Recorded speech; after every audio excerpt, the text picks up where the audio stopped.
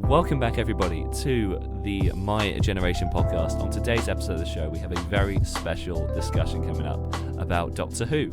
We're speaking to Emily Cook. She is a writer and journalist for Doctor Who magazine, and today we're just celebrating all things Doctor Who. So welcome to the show, Emily. Thank you. What an exciting thing to talk about. You can probably talk about this for hours. I do. I spend most of my life talking about it. Yeah, constantly writing articles and new bits for the magazine. How did you, because I imagine someone listening to this is like, how do you even get involved in writing for Doctor Who magazine? Where does that start? Well, do you know what? It was kind of a dream of mine, but when I was growing up, I thought it was a very unattainable dream. Yeah. So I grew up wanting to be a teacher, actually. Interesting. I've wanted to be a primary school teacher since I was probably in reception at primary school. And that was my dream, and I loved that dream, and I was working towards it.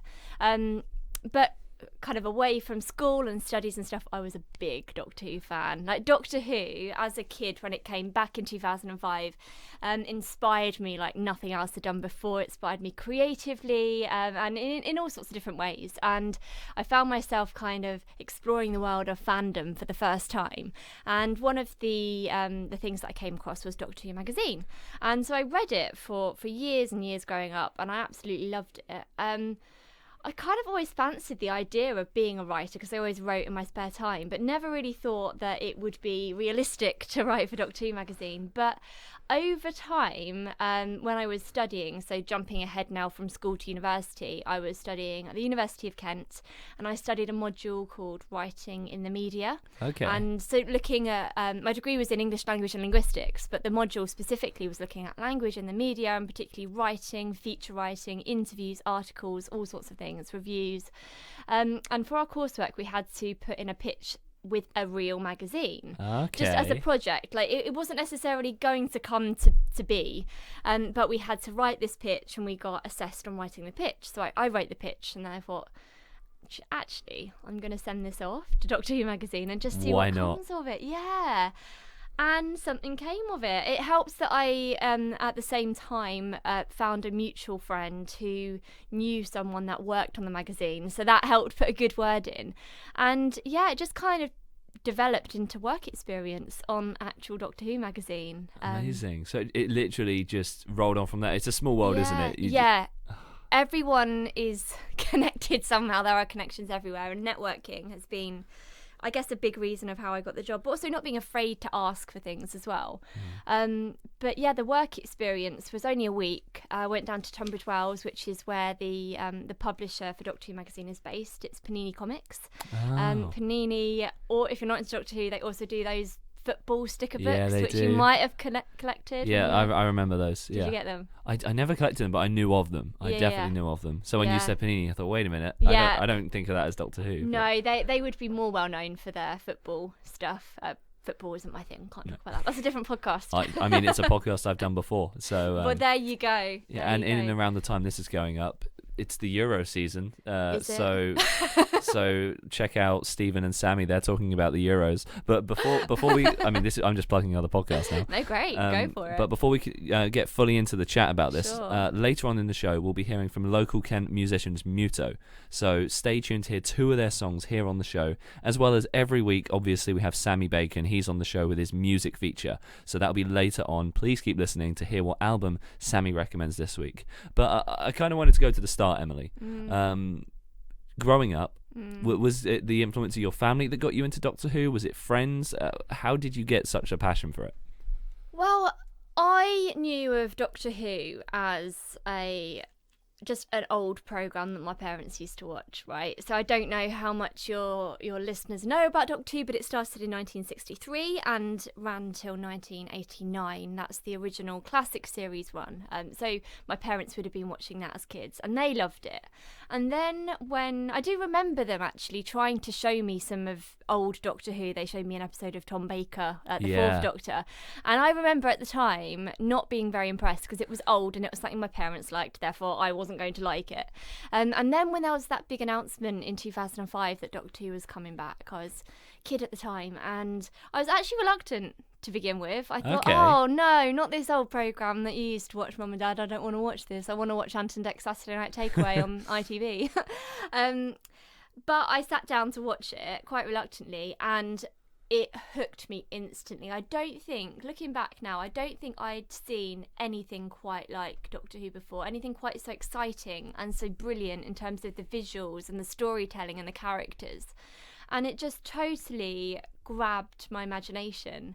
And I was a fan from that moment on. Yeah, I mean, I was sort of in that same boat where I never watched the originals, and as a casual sort of fan, I never did. So I was sort of that Christopher Eccleston, David Tennant, Matt Smith. That was my era, and sort of people my age. That's the three that we sort of grew up on, right? Similar? Yeah, definitely the big three.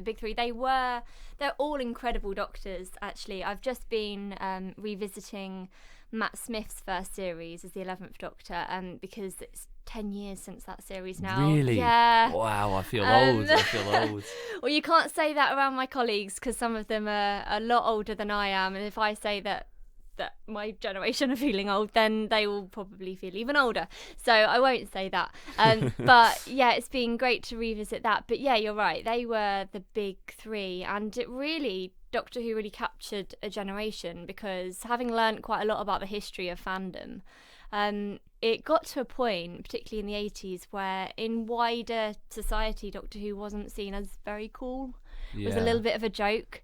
But if you were in that group, you were there. You're a hardcore fan, yeah. But generally it wasn't a cool thing. But when it came back 2005, Russell T Davies brought it back, and it was just brilliant, and it became mainstream popular. Yeah, it's interesting because the modern Doctor Who had the core hardcore fans, but it also had people like me who had the avenue to be casual.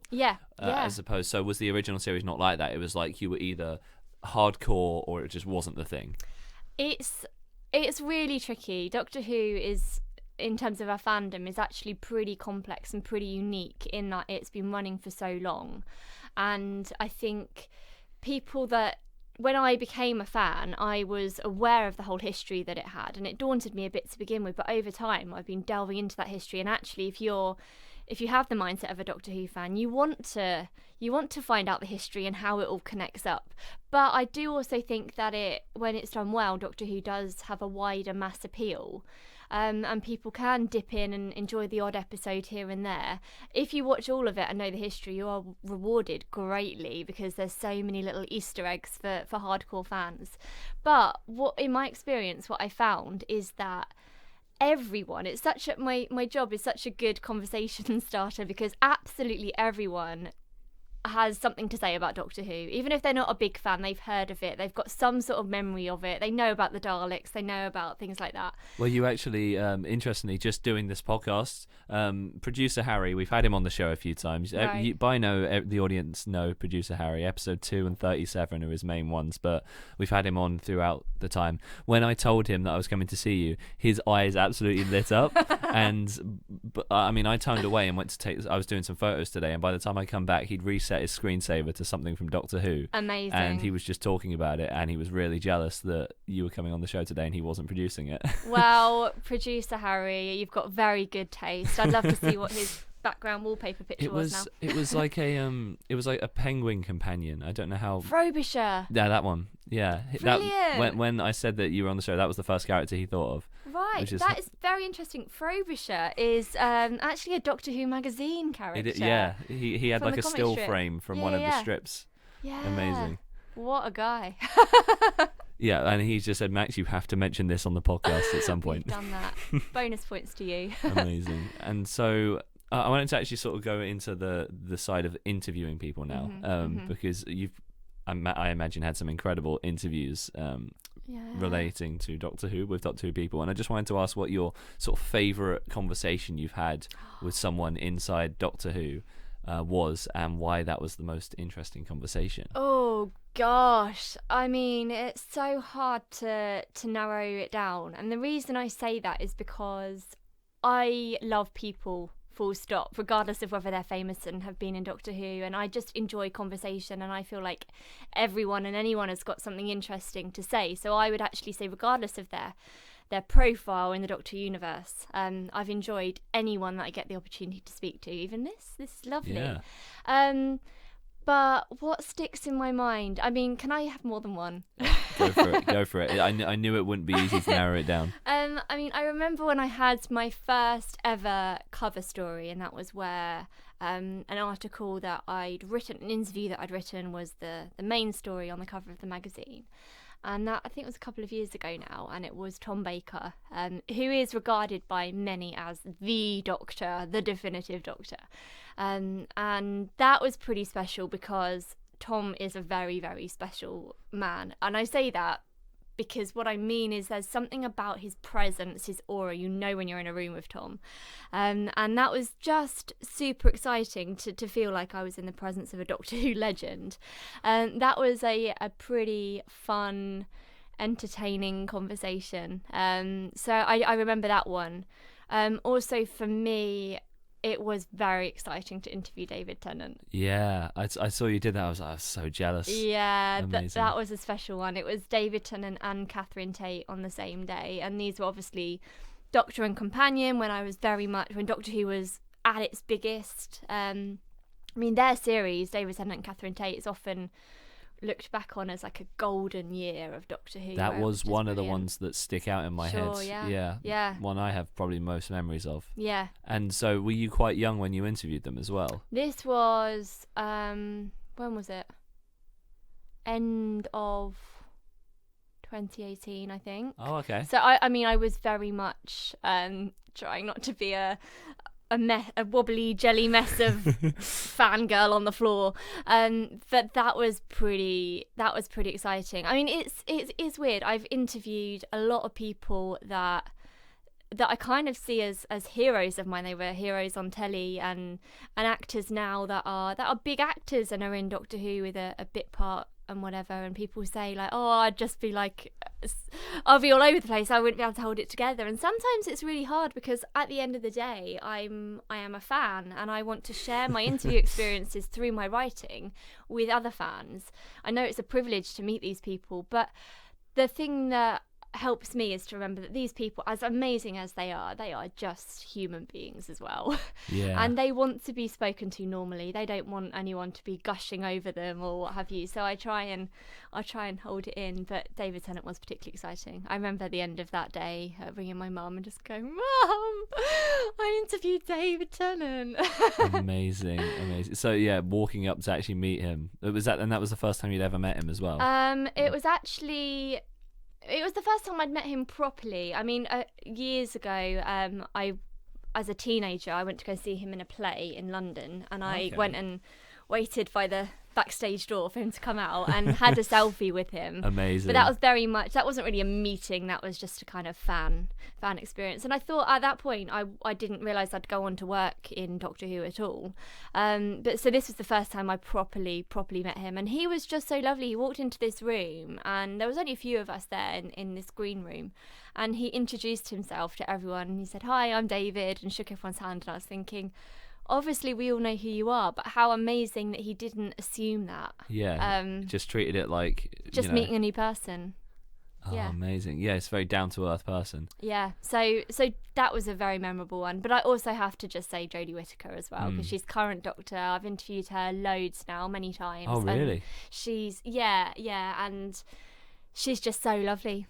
Yeah, and it looks like, because you've interviewed her a few times, so there's a good relationship between you two now as well. So yeah, I started doing the kind of interviewing of the current series, and the reason I make that distinction is because Doctor Who magazine obviously covers what is currently on in Doctor Who, but also always explores its history. So I'm always interviewing people from all different areas of the show's history. But I started doing kind of most of my interviewing at the point that she became the Doctor. So started that journey at the same time, I suppose. And yeah, interviewed her in the very early days, right up to now. And and in the future. Amazing. Well, and obviously, the future. I mean, people are hearing this episode a bit further in advance since when we're recording this. Time travel. Yeah. They're in the future. Yeah, it was created by Doctor Who, but brought through on the My Generation podcast. Absolutely. Yeah, so we're recording this in February. On YouTube, you can check all the recording dates. We put them all at the bottom of the description as well. I wanted to ask about... because obviously there's a lot of events that surround Doctor Who. It's cool how much stuff there is around it. So you've got magazines, events, and also it plays its part in Comic-Con. But I wanted to know what your favourite event was that you've been to do with Doctor Who, which is a tough question. That is a tough question. Okay, so when I was not working on the magazine, I mean, Doctor Who conventions happen all the time, and I never went to many when I was growing up and when I was a teenager, older kid and then teenager, because I didn't really have anyone to go with. That makes me sound like a loner, but you have to have a certain level of Doctor Who interest to go to one of these events. And there was just no one that really wanted to do that. And I think in my head, I did have a stereotype of these conventions are attended by older males as a stereotype, and I didn't know how I'd fit in with that. But then in 2013, that was the year of Doctor Who's big 50th anniversary, and that was a big official BBC organised anniversary event, and I went along to that, and that was just phenomenal. That was incredibly exciting. But actually, I think the one that sticks in my head more is something called the Doctor Who Festival, which would have been a few years later. I had started working on the magazine at this point, and I think that was one of the first occasions when I got to interview a few Doctor Who people. I remember interviewing Michelle Gomez, who was playing Missy, the female version of the Master at the time. I remember interviewing her and being absolutely terrified because she played this really villainous character. And I know she's an actress, but also she's a very, very brilliant but bonkers actress. And I remember just being a little bit timid and what have you, because I didn't have the experience at that point. But for that reason, I remember that being a very exciting event, and also because I was there with a press pass and I hadn't paid to get in. That was quite exciting. Yeah, finally your first time where like you're being, your job is to be there. Yeah. That's incredible. And that was very exciting. And so was that the first time where it felt like I am living my dream? I think so, yeah. I mean, I think that every single day, but that was a very specific day where I thought, ordinarily I would have paid a lot of money to be at this event, and I've actually been paid to be here. This is nuts. I'm very fortunate. And Doctor Who is so expansive. I mean, one of my favourite parts of Doctor Who growing up was probably the Sarah Jane Adventures, which is a spin-off, isn't it? But I watched pretty much every episode of it. I don't know about you. I assume you did. I did. I absolutely did. And that is, like you say, the other brilliant thing about the Doctor universe is it's so vast. And Sarah Jane, I think, was one of the best spin-offs that the show's had, but it's had others. It's had Torchwood, Class, being the other two. I don't know if you've watched any of them. I wasn't allowed to watch Torchwood when it was first on because I was too young, and I hated that.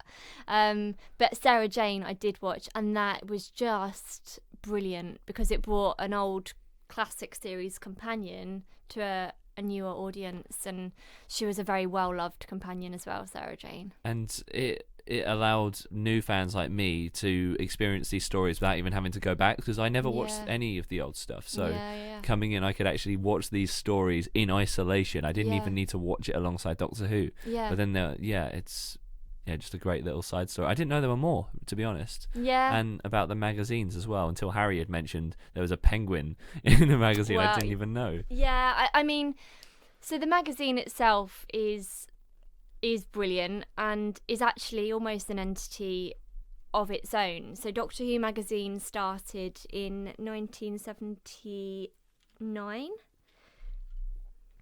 Starting to question that now. 1979. Oh, it's on record now. No, it is because we had our 40th anniversary last year, so maths is not my strong point. I do words. I didn't realise it had been going for so long alongside it. So it is. Of course, it's 1979. We celebrated our 40th anniversary last October. And when Doctor Who stopped in 1989, there was a period of time when it wasn't on the air, but the magazine was still going, and it's really unusual for that to be the case. Doctor Who magazine has a Guinness World Record for being the longest running TV tie-in magazine. Oh, wow. Which is very cool. So it very much has a life of its own, and I'd say some people are fans of the magazine as well as being fans of the TV series. But yeah, referring back to Frobisher the Penguin, we have a comic strip in Doctor Who magazine that creates characters that become part of the Doctor Who universe. There was one story called The Lodger, which was a Matt Smith story on TV, but the kind of the concept for that story of the Doctor lodging with a human. He lodges with a character played by James Corden. I don't know if you remember that one. Oh wow, yes, yeah. So that whole concept began as a story in Doctor Who magazine. So it has a very close relationship with the show itself. And how did the magazine, because this is what fascinates me, from 89 to 05, what were they writing about for all those years? I must say, I wasn't around for that. I wasn't born. Well, I was born for the latter end of it, but I wasn't born. But obviously, looking through the archives of the magazine, you can just see that there's so much history to Doctor Who. Doctor Who fans are not only interested in the fictional in-universe world of Doctor Who, but Doctor Who fans seem to have a real fascination with how the show is created. And I know that was an interest for me. When I started reading Doctor Who magazine, there's a lot about how TV was made, and Doctor Who is quite a unique form of TV because of all of the special effects and green screen work and all of that. So there's both sides. There's kind of the fiction and the non-fiction side of Doctor Who to write about. And yeah, I think on the face of it, you can say, well, what is there to say and keep saying? But there just is. It's kind of like the TARDIS. It's bigger on the inside. And that's the best analogy. Oh, amazing. Well, Joe, we're going to go back to Emily in just a moment to keep going. I'm loving this conversation. This is so much fun. This is bringing back so many childhood memories for me as well. But we're going to go to Sammy Bacon next. As you know, every single week on the My Generation podcast, he brings a quickfire album recommendation for you all to listen to every single Thursday here on the My Generation podcast. And here's what album Sammy recommends this week. Hello, everyone. How you doing? This week, the recommendation comes from Deer Hunter, and it's their 5th LP, Halcyon Digest. Deer Hunter are a indie rock noise pop band from Atlanta, and have been one of the most innovative and creative figures within the underground and indie scene for the past few years.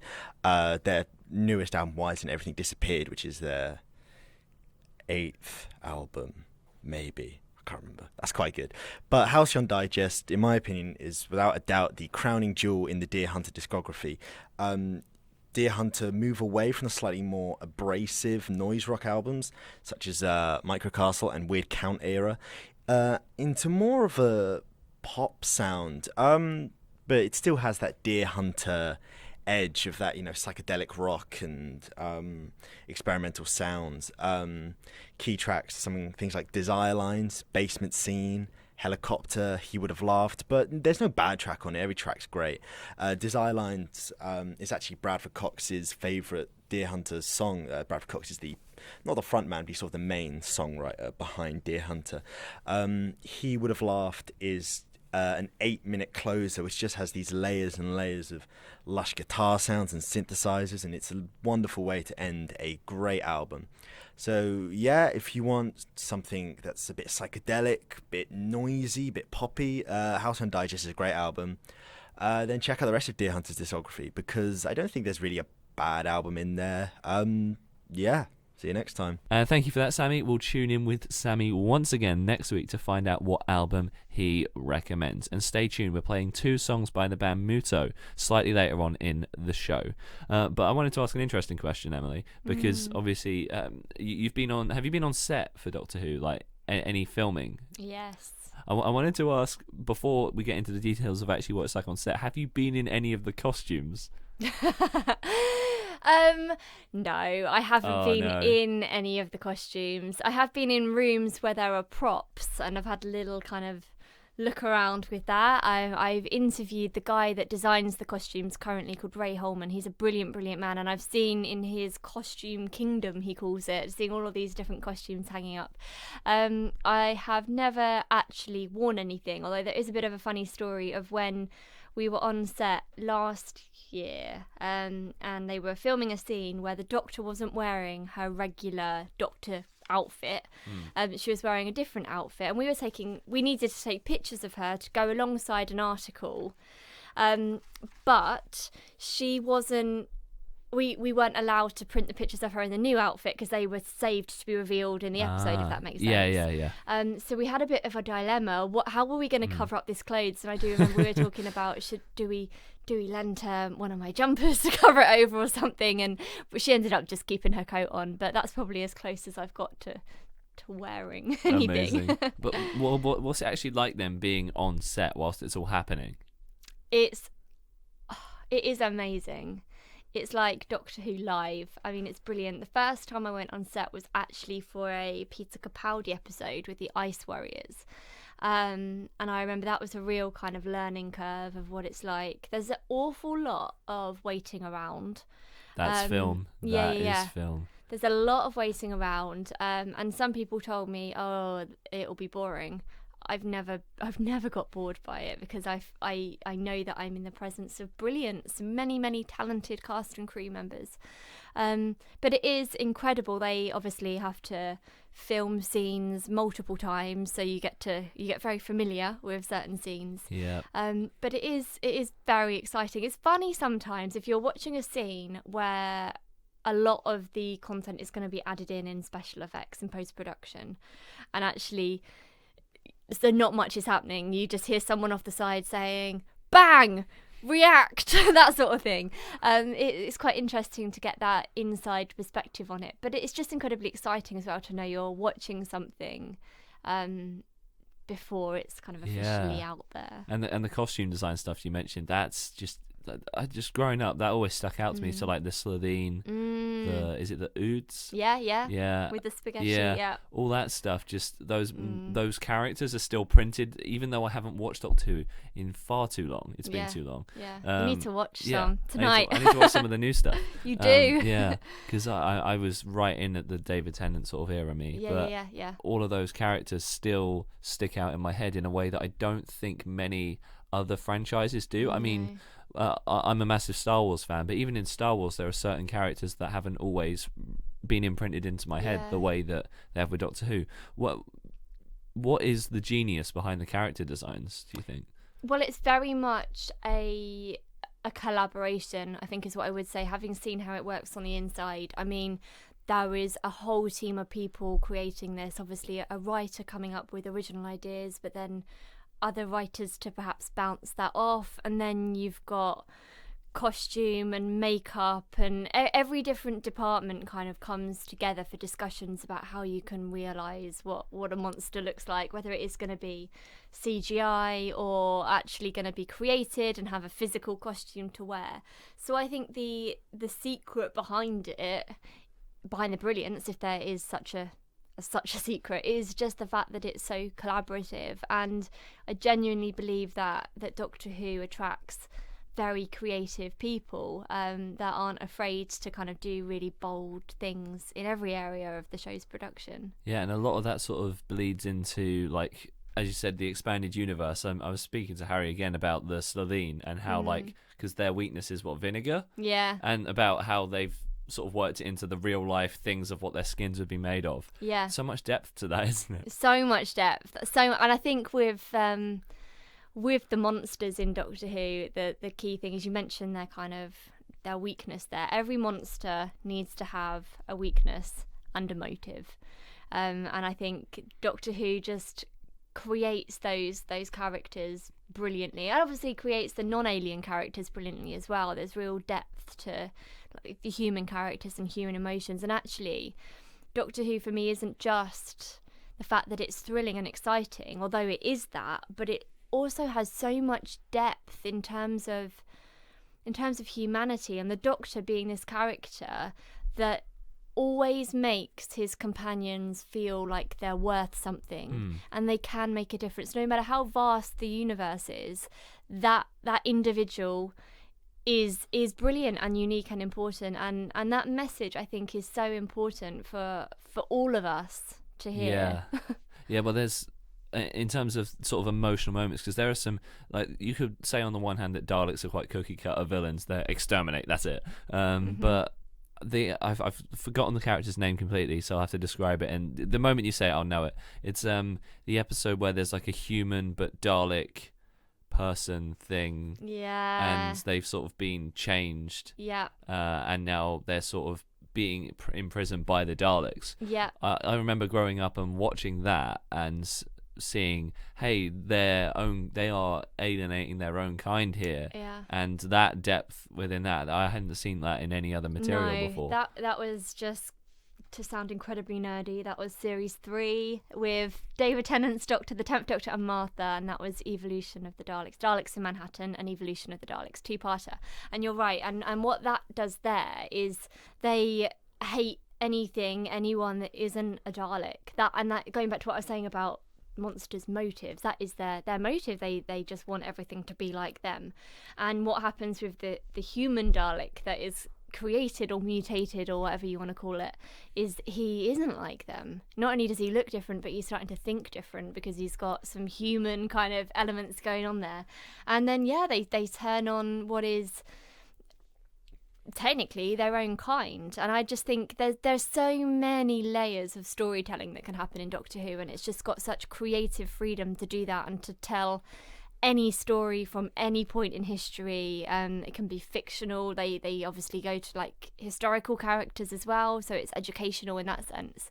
I just think it's brilliant in every aspect. And that's just one example from a 2-part and years ago. Is there a moment that stands out as like a really heart-wrenching Doctor Who moment for you? One that you can always tear up at?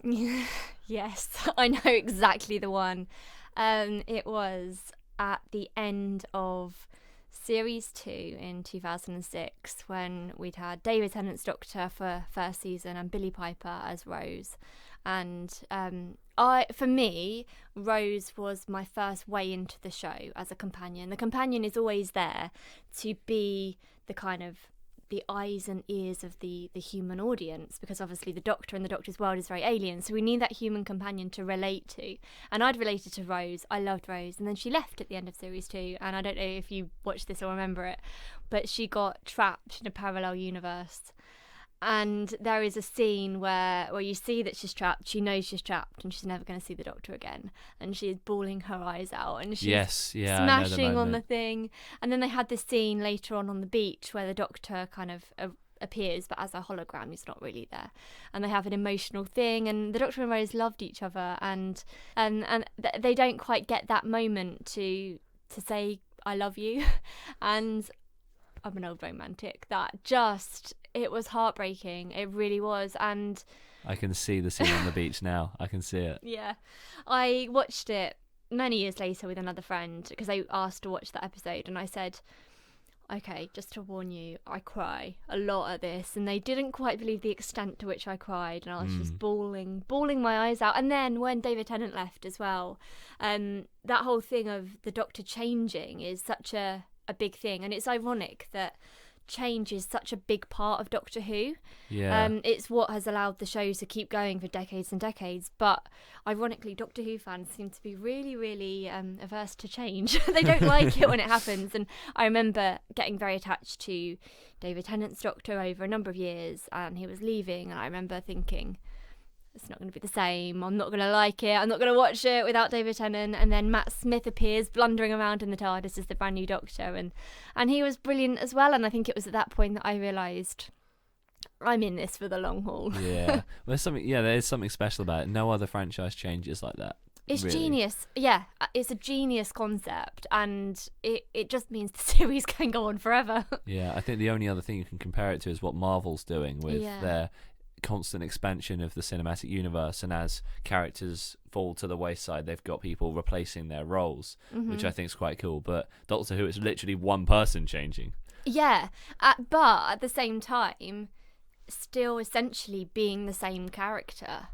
And I just find that mind-blowing. Some of the writers, I speak to a lot of people that write Doctor Who, and some of the writers say that they don't write for a specific incarnation of the Doctor. They just write the Doctor, and then it's kind of down to the actor to put their spin on it. But yeah, it's just having any other show, if you're going to replace a character, it never works. I don't know if you've ever seen anything where they try to kind of keep the same character but use a different actor and pretend like the audience hasn't noticed, but really it's very obvious.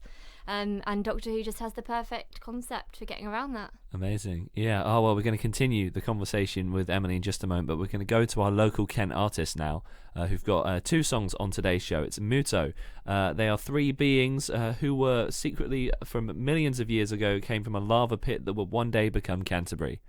Yeah, that's from their official website. I didn't make that up. So please go and support Muto. Their links are all in the description. But we're going to be playing their song Vampire Fun here on the My Generation podcast.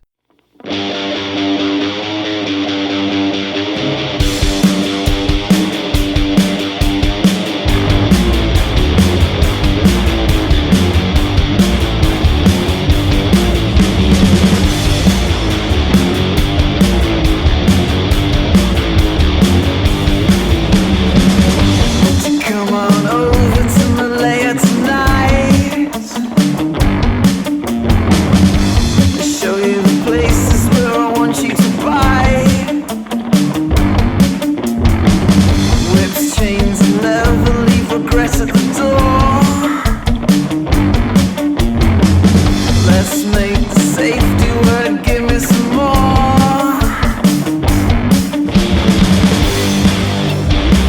Well, I know you're late, but I'll go down anyway. Now there's blood on my face, I throw my sheets away.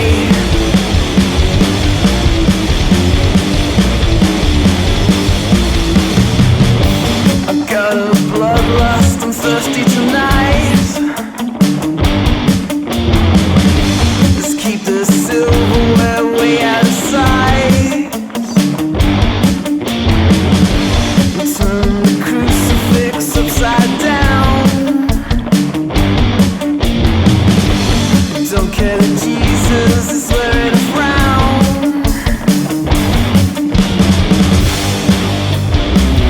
Well, I know you're late, but I'll go down anyway. Now there's blood on my face, I'll throw my mattress away.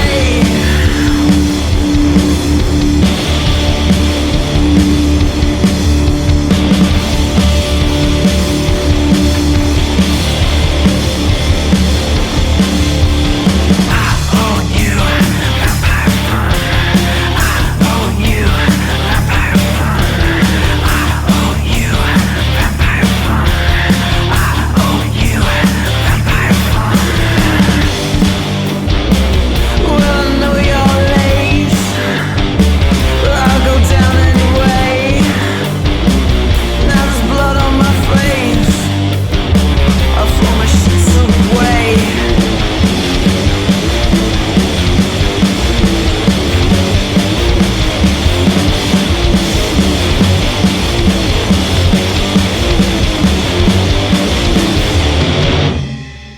And that was Vampire Fun by Muto here on the My Generation podcast. Been so great to feature them. We are going to definitely be featuring more of their music in the future. Really great stuff. So that's what Emily and I have had to say so far about Doctor Who, but do you have a story to tell about the subject? If so, you can leave us a comment wherever you're listening, Spotify, SoundCloud or YouTube, or contact our Facebook page, which is in the description of the episode, at the My Generation podcast. We'd love to get your questions to Emily if you've got any Doctor Who related questions. Bring them on. Yeah, we can maybe get Emily back on the show if there's loads of questions and answer them in a future episode. I'll be up for that. Absolutely. So we can, if you've got any questions about Doctor Who at all, what it's like being on the inside, what it's like just being on set like we've talked about today, let Emily know. Next I wanted to go into local impact. We talk quite a lot on this show about being in Kent, what people in Kent can do, and if you are just getting into Doctor Who maybe, and you wanted something local to get involved in that might help you expand, maybe get involved with the magazine or communities, what can people do in the area? Oh, that's a good question. I mean, first thing is we could be very proud in Kent because I'd never realised this, but the magazine is based in Kent, in Tunbridge Wells, which is really cool. So it does have that Kent connection. There are, I must say, a lot of Doctor Who fan interaction does happen online nowadays. But Doctor Who is a community. It is a fan community, and kind of by engaging in it, especially on like Twitter as well. They're mostly lovely people on Twitter, that I kind of spend after an You knock that every time. I'm keeping that one in. I keep knocking this Emily has thing. knocked the podcast mic stand like 4 times at this point. Oh, I'm sorry. And she just, I'm getting overexcited with my hands. I'm quite an expressive talker. Yeah, she's breaking the set around us. So if you don't hear any episodes after this, it's because we've had to reinvest in new kit because Emily destroyed it all. But...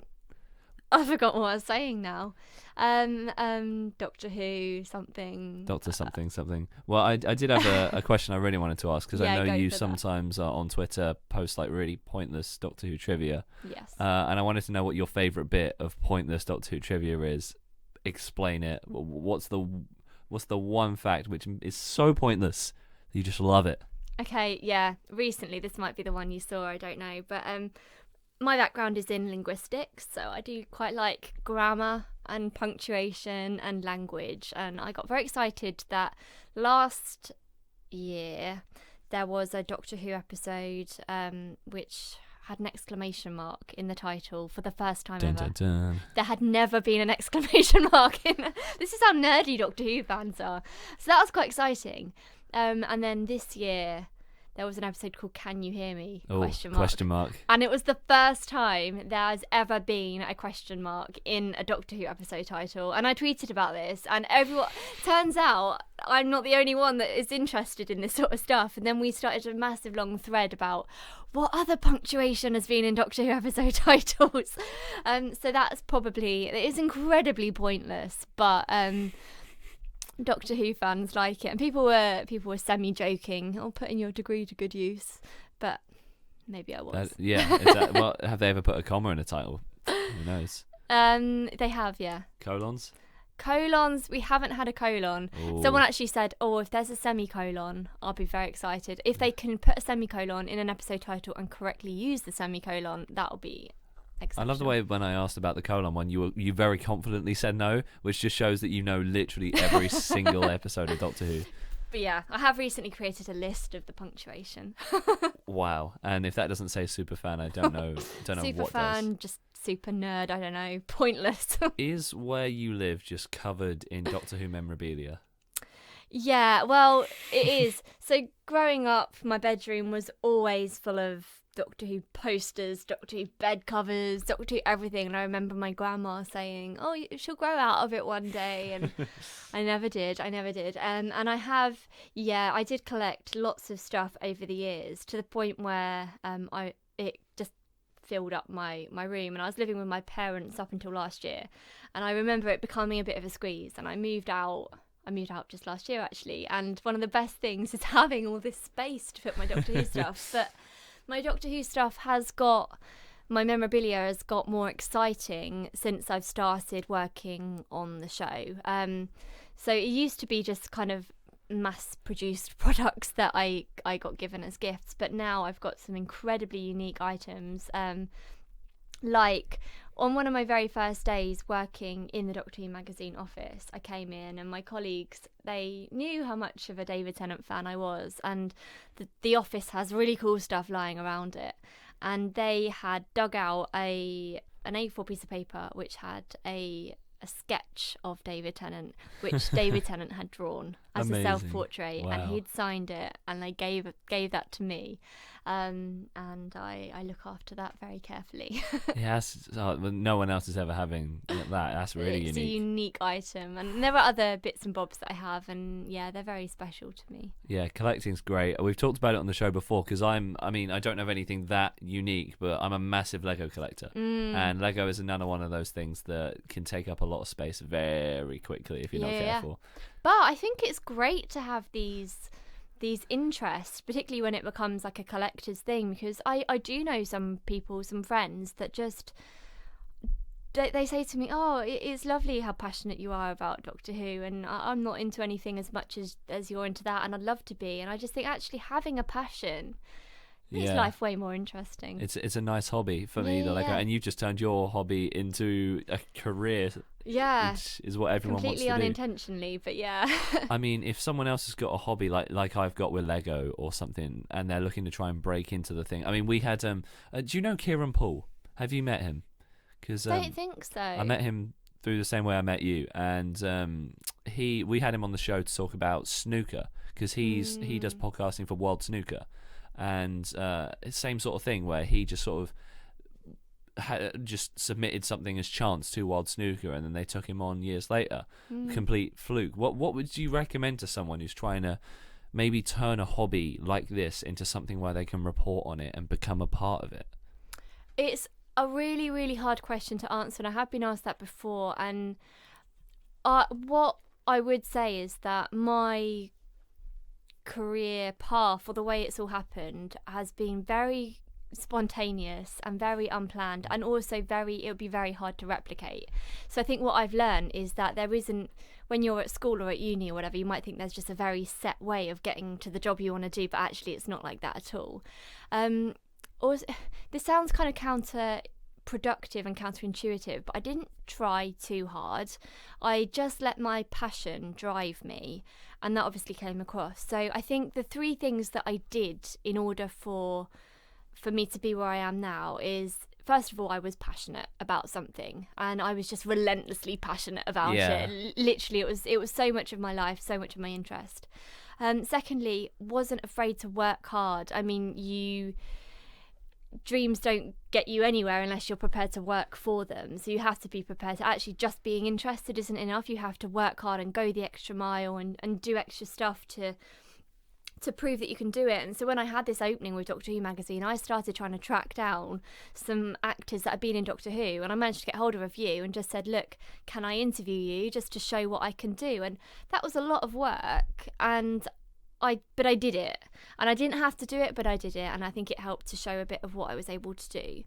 And then the third one is just kind of be prepared to say yes to things. When people started offering me opportunities, there was, not going to lie, as exciting as they were, there is part of me that thinks, like, imposter syndrome, I'm not good enough to do this, I can't do this, and but I just kind of said yes and went for it and hoped for the best. So they were kind of like three things that I did, but not consciously. And also the networking side of things as well. It's so much of it is who you know, and people say to me, oh, you're credibly lucky that this has happened, and actually I'm not lucky. I've worked really hard, and it's, someone told me this expression once, it's preparation meets opportunity. You have to kind of see an opportunity and grab it, but also be prepared to work within that opportunity. And prepared to take it. You've got to have all that experience behind you, so when they do offer it, you actually can confidently go and do it. Yeah, absolutely. It's kind of freelance life as a whole, isn't it, really? Yeah, it is. It really is. And well, freelance is another kind of topic of discussion that we could have. But in terms of my hobby becoming my work, it's a really interesting dynamic. I love it to bits. I love Doctor Who so much, and I'm so fortunate that I get paid to kind of work on it. But it is a weird thing when your hobby becomes your job as well, because suddenly you can't quite just kind of watch an episode of Doctor Who for fun so much anymore. And Doctor Who used to be my escape, right, from work and studying. That's how I would unwind, and I'd watch some episode, then I'd write about it, I'd read about it, whatever, I'd talk to fans, and now kind of it's my job to keep in touch with other fans and to write about it and to watch it. And so I have kind of lost an element of it being purely a hobby, but I wouldn't change it for the world. Amazing. Yeah, I always wonder that about when, hobbies transfer, as to whether it sort of kills the hobby, because for me, going into the film industry now, I can pick apart basically every single film I watch. So you can't watch Doctor Who the same. I can't watch any film the same. Yeah. And like my dad, he used to be a massive swimmer. But he then had to go and be in like loads of competitions, and that killed all his enjoyment for it. So what would you say is the key to making sure that you don't burn out that hobby and it doesn't flip and you suddenly stop enjoying that thing? What's kept you enjoying Doctor Who for so long?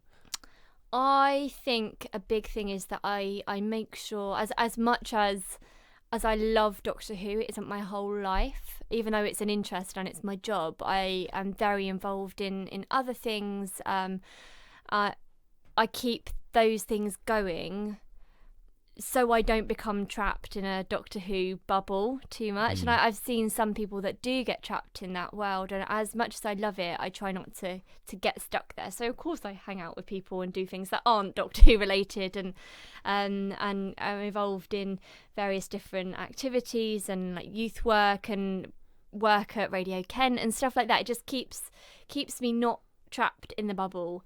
But also I think once you are this invested in something, I don't think I can ever be uninvested in it, if that makes sense. And my colleagues are fans as well, and we just have I never want other fans to kind of look at us and think, oh, they're involved in the magazine, so they're kind of removed from general fandom. No, we are ultimately fans first and foremost. And then the whole work side of it just come later for all of you. That's great. Yeah, well, it's driven by our fandom and our love for the show, I suppose. And that still keeps going. And it went through how many years was it off air, and it still went through. So it's alive and breathing. Yeah. Well, we're going to start to wrap up the episode of the podcast. But already? Yeah, I know. Time has flown by, hasn't it? Has. That's scary. How long does it feel like we've been talking for? 10 minutes. It's not been 10 minutes, I can tell you that. Oh Just look at the runtime, people. Maybe your listeners are thinking, oh gosh, I'm glad it's ending. No, absolutely not. We might have to bring you back on the show to have a follow-up with some of the questions we might get in the comments. Sure. So I'm just going to tease a few more topics we've got coming up on the show. As I mentioned earlier, it's Euro 2020 coming up soon. Me, Stephen, and Sammy Bacon, who you've already heard, he's been on the show talking usually about music, but we're going to be doing like a preview to Euro 2020, what to expect, our predictions for the tournament as well, so when we all get it wrong we can all laugh at each other at how wrong we were about what happens in the football. And then we've got the 1 year anniversary of the show. So Emily, this is episode 50. Wow, that's a significant number. It's a big number. Wow. And so 2 episodes to go, and then we're there. 1 year of My Generation podcast. Wow, how are you going to celebrate? I don't know yet. I mean, usually we bring Dan Inwood on. He's on every 13 episodes. He was on the very first episode of the show as well. So it only makes sense to bring him back. Absolutely. But we might try and bring back loads of previous podcast guests and just invite them all into one space and then have a big old podcast chat. We'll see if we can fit them all in this room, which might happen. Maybe. It's quite a small room, dear listener. we'll need more chairs, methinks. But that could be a thing we do. At this point, I don't even know, to be honest. But then again, we're recording this in February, so I've got a little bit of time to prepare still. You do. You're all right. So by the time you're hearing this, I will definitely know what the 1 year anniversary plan is. And then going into the new year of My Generation podcast content, firstly, the show is going bi-weekly. So we're having 2 shows every week. Every single Thursday will feature a guest with a musician, Sammy, and very soon Harry, producer Harry. He'll be on the show doing film reviews every week as well. And then on Sunday evenings, I'll be doing a solo episode. It's a bit more of a chilled out, just me sitting down having a chat. It's usually either an anecdote, a film review, or just a story. We've got a few of those lined up already, but we've got some really cool guests coming up in the brand new year of My Generation podcast. So we've had a few musicians on the show before. We've had Leo Ulf. You know Leo? Lovely Leo. Yeah, he was on the show with Wake Up Leo talking about what that was like. We have Renegade on the show. They're an incredible local band from Whitstable. And we've got Love Reptiles. They're coming on the show. They are going to be talking about their music creating process as well. And then we've got Poetry with Emma, my good friend Emma. She was on, what episode number was she on? Emma was on the 7th episode of the My Generation podcast. Good knowledge. I know far too much about my episode. It's like you and Doctor Who titles. Yeah. And she was talking about film photography because she's a keen film photography person in her free time. But we're talking about poetry because she performs quite a lot at Bramley's. They have loads of poetry nights all across Kent, and she's going to tell you why poetry is cool and you need to get involved in it. And that'll be in a couple of weeks' time. So there's so much cool stuff coming up on the show. We'll be going back to Emily in just a moment to wrap up this week's episode of the My Generation podcast. But there are future topics that we're still looking for people to talk about. I want to go back to sport. Haven't had a sports person on the show in a little while. We've had Connor Jenkins, we've had Joe Toomey on the show as well, talking about sport. But I want more sport. What do you do? Is it badminton? I love badminton. That's my favourite. Maybe it's chess, maybe it's snooker, maybe it's football, maybe it's running. If you're between the ages of 18 and 35 and you live in Kent, please get in touch with the Facebook page at the My Generation Podcast, where you can potentially get yourself on the show. Now, before we go back to Emily to wrap up this week's show and just ask her one more question, we're going to play Muto, another one of their songs. Just to remind you, they are 3 beings who were secretly created millions of years ago from a lava pit that would one day become Canterbury. Their website said it, not me. And here on the My Generation Podcast, it's Muto with their song, Bath Time.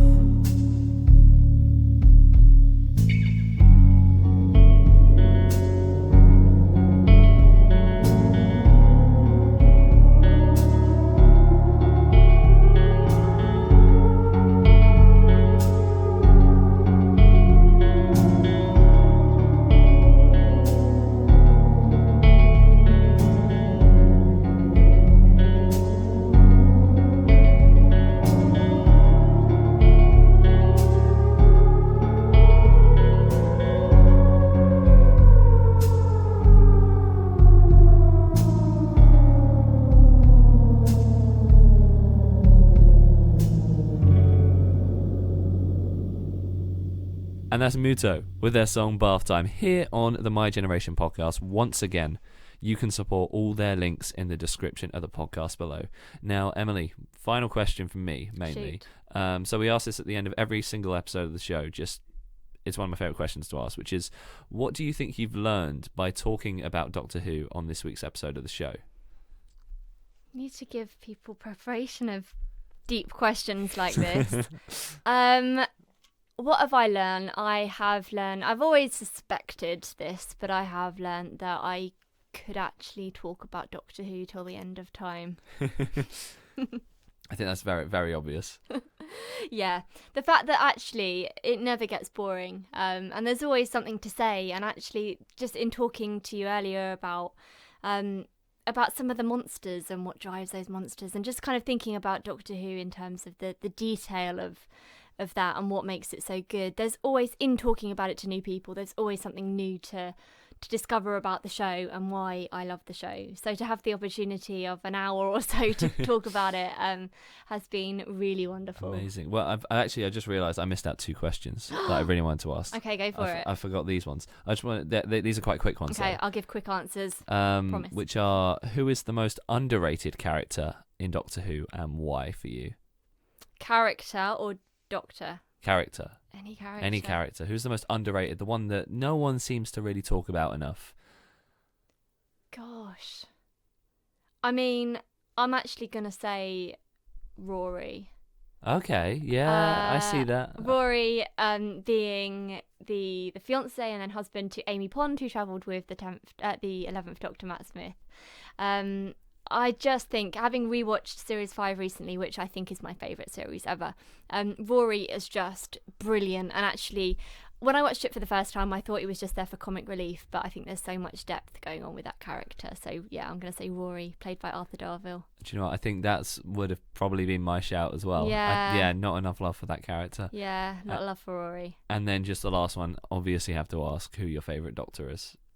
I suspect I might know the answer here, but I've still got to ask the question. Well, sorry to be pedantic, but I think there is a difference between your favourite Doctor and your Doctor. So a lot of people will say, oh, my Doctor is so-and-so. Have you heard people say that before? Yeah, the one you grew up with. Yeah, so I would say my Doctor is David Tennant. He was definitely the first one to make an impact on me. But my favourite Doctor is Matt Smith. Dun, dun, dun. You heard it here first. Amazing. Well, thank you so much for coming on the show, Emily. Pleasure. Thank you for having me. What a treat. No worries. Yeah, this has been a great chat. You said this felt like 10 minutes, this conversation. Yeah. We've been speaking for 55. No. Yeah. No. The time flies by. I don't know what it'll say on the recording now with all the cool features we've had all around the show, but yeah, we have spoken for 55 minutes just about Doctor Who, and it felt like nothing. Yeah, I know. so we might have to do a sequel to this episode, but let me know support this episode if you want another one. That's how we'll know if you're interacting with this. We'll know you want more of Emily. Bring on your questions. Please bring Emily questions in the comments below. I'm sorry to headphone listeners for that, and me. I'm listening through headphones and. Sorry, guys. Yeah, Emily's out to destroy the whole podcast. She's already broke the set. I mean, the microphone's kind of falling apart already. I'm holding it together. Yeah. I've just knocked it again. Oh my God. Maybe we won't have her back on. No, I'm too disruptive. Yeah, well, I mean, Sorry, you're just too passionate about Doctor Who. I do, yeah, just for context, because your listeners won't see this, I'm quite expressive when I talk, so I've been trying to, hold my hands together, but I keep whacking things. Do you know what? We'll have to swap mics next time, because I've got a bit more of a compact setup, so... I'm sure I'll find a way to knock that. Yeah, although this one feels like it could probably tobble a little bit easier, so we'll just have to, hold a mic in front of her and just kind of, at arm's length, so it's not going to get whacked. Yeah, well, you're usually the interviewer. I don't know how you do it then, without breaking all your own gear. Dictaphone. Very small dictaphone, subtly slotted onto the table. Yeah. Out of sight, out of mind. Yeah. That's what this podcast kind of used to be in the early days. When we first had the first microphone, it was quite small and in the middle, just one microphone. Yeah. And for 2 people. Now we've got a microphone each. But you need the better gear, don't you? Because it's audio. Whereas my recordings, they're not going to be heard by anyone but me, and then I transcribe. Oh, yeah. So I keep forgetting that. Different process, yeah. Yeah, I forget that people don't end up hearing the sort of end results. No, I'm the only one that's ever heard a lot of my interviews. I'm sure they'll come out at some point. Yeah, it'd be cool to hear them. One of them is hilarious. When I was having a tour of the TARDIS set, and you can hear the excitement in my voice, I'm literally going, We need to stop talking. Yeah. Poor headphone listeners once again. But yeah, that concludes this week's episode of the show. Coming next, once again, I just want to say thank you to Muto for featuring on the show, and Sammy Bacon, who always brings an incredible album recommendation every single week to the show. We've got Euro 2020 with Sammy and my good friend Stephen. He'll be on the show talking about Euro 2020. Then we've got the 1 year anniversary, Love Reptiles, poetry, and more here on the My Generation podcast. So it's a goodbye from Emily.